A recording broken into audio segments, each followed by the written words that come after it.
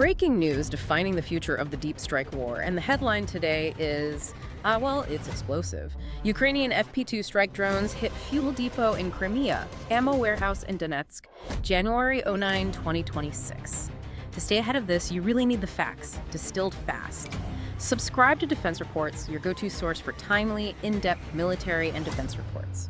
I'm Alex. Join me with Aria in the latest deep dive by Defense Report for a sharp, no-nonsense breakdown of the latest in global defense news, military technology, and strategic developments.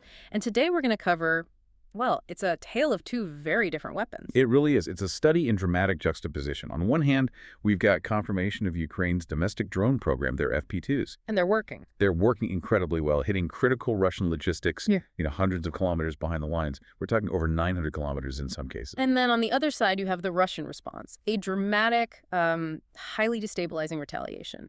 The second confirmed use of their newest hypersonic, the Oreshnik IRBM. And it struck a civilian-linked facility very close to the Polish border in Lviv. So what does this new escalatory cycle actually mean? That's our mission today. We're going to unpack the military math, the tech race between drones and EW, and the big diplomatic moves happening in Paris. We're defining this new phase of the deep strike war for you. Okay, let's start with the technology that's driving all this. Ukraine's deep strike architecture. The FP-2 drone is clearly the star here. What niche does it fill? It fills what analysts are calling the middle strike requirement.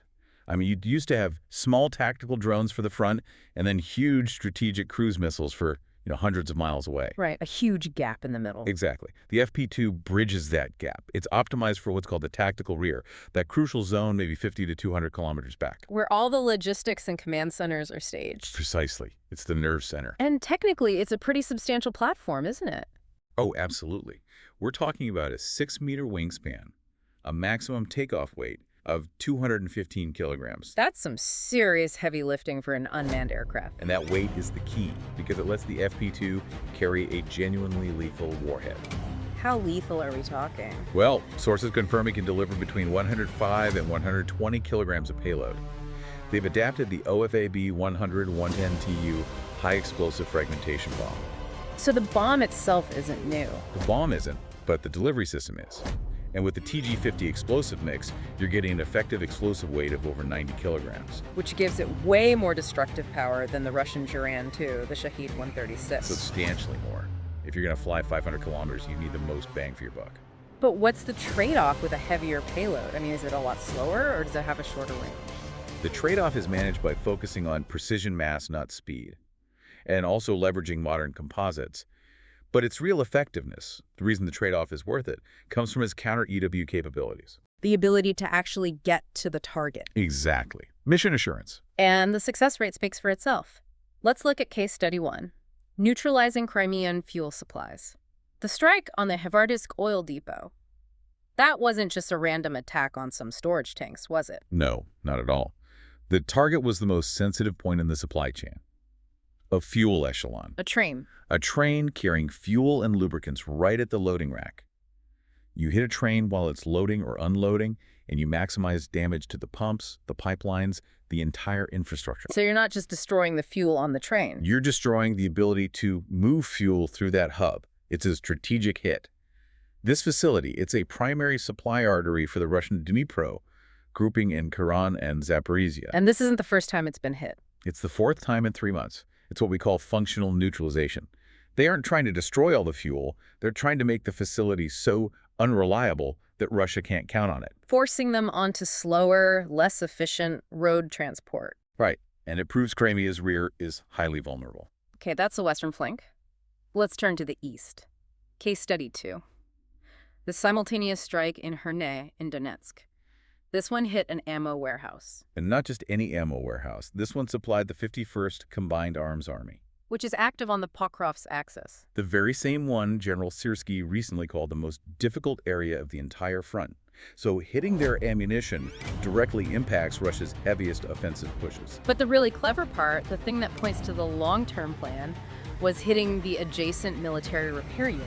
That is the ultimate goal. You're attacking Russia's regeneration capability. So it's not just about today's battle. It's about the battles 3-6 months from now. If you destroy the repair shops, damage tanks, and APCs can't get back to the front, it compounds their shortages and slows their operational tempo over time. The effects just ripple forward. And we have to see this as part of a much bigger campaign, right? These FP-2 strikes came right after SBU drones hit targets deep inside Russia. Much deeper. The 100th arsenal in Kostroma Oblast, over 900 kilometers away. Reports said the secondary detonations rang out all night. And another oil depot in Lipetsk? And this pattern, this geographic spread, it forces Russia into an impossible dilemma. Do they protect the front lines?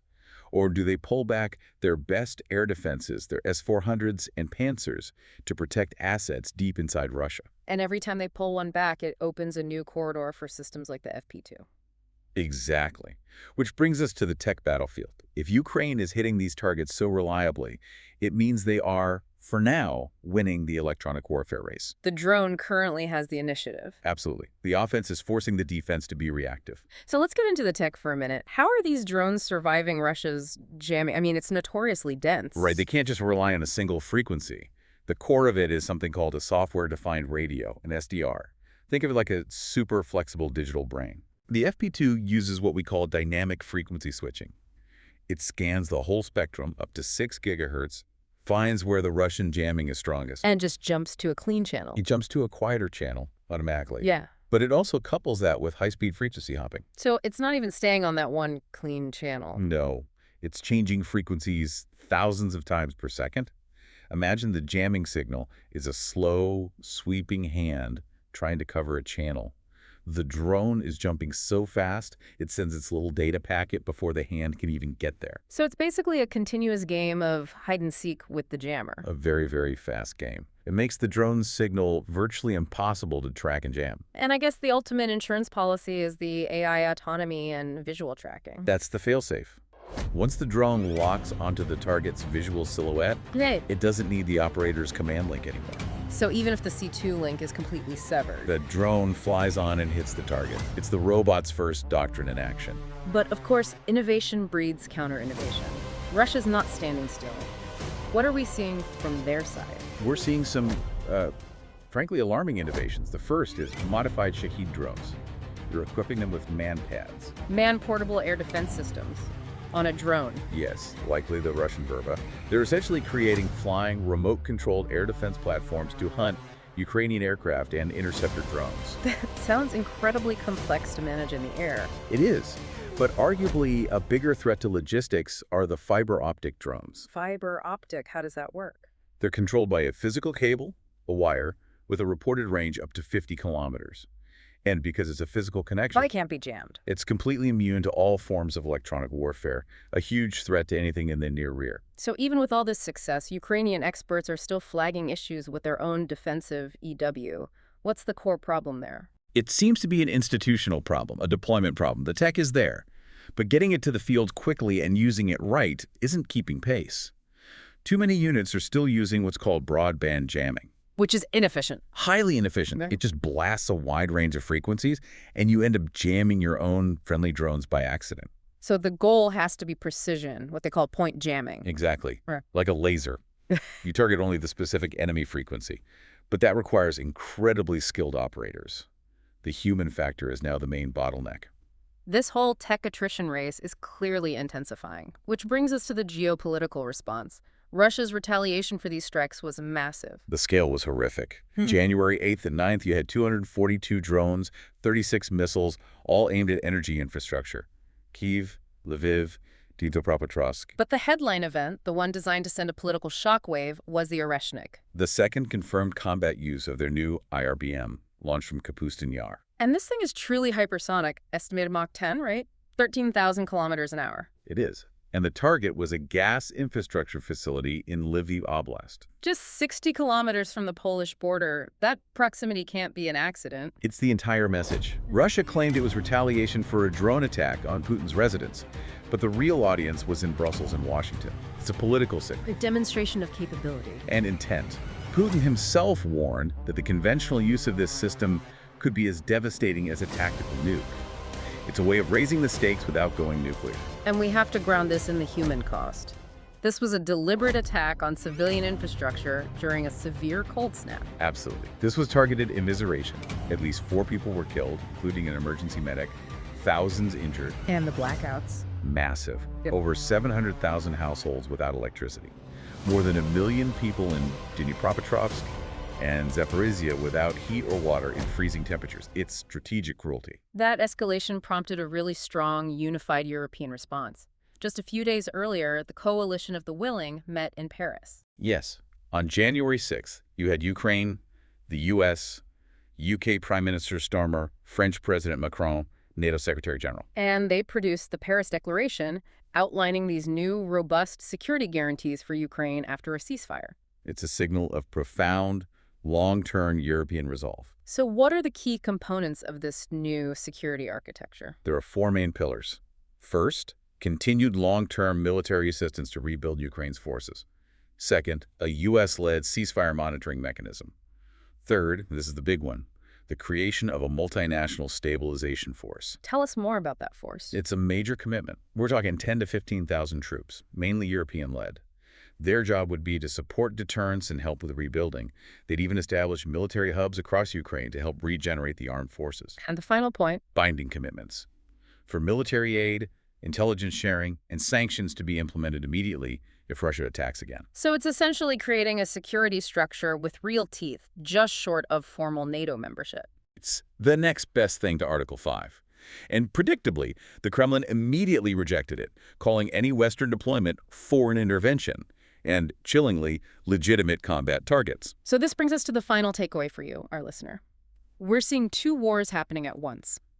The FP-2 proves that the functional neutralization of Russian logistics is achievable. And at the same time, we see Russia responding with the biggest political and military signal it can, short of a WMD. So you have this escalating technological war of attrition. And a critical diplomatic effort to secure the post-war environment with the Paris guarantees. The success of one enables the confidence of the other. So here's the final provocative thought for you to consider. Ukraine's unmanned systems forces have this audacious robots-first doctrine. Their stated goal for 2026 is to increase Russian personnel losses to 50 or 60,000 per month. An unbelievable rate of attrition. At an unprecedented rate. If they can hold that, theoretically eliminating half of Russia's current grouping in a year, does that military technological pressure become the most effective tool, the best leverage they have, to force Russia back to the table and make them reconsider their rejection of those European security guarantees? Attrition, driven by drones, might just be the most powerful diplomatic lever of all. A profound thought on which to end our deep dive. You've been listening to Defense Report by Alex and Aria, where we analyze the latest in military strategy, global defense, and advanced weaponry. Subscribe to Defense Reports, your go-to source for timely, in-depth military and defense reports. We'll catch you next time.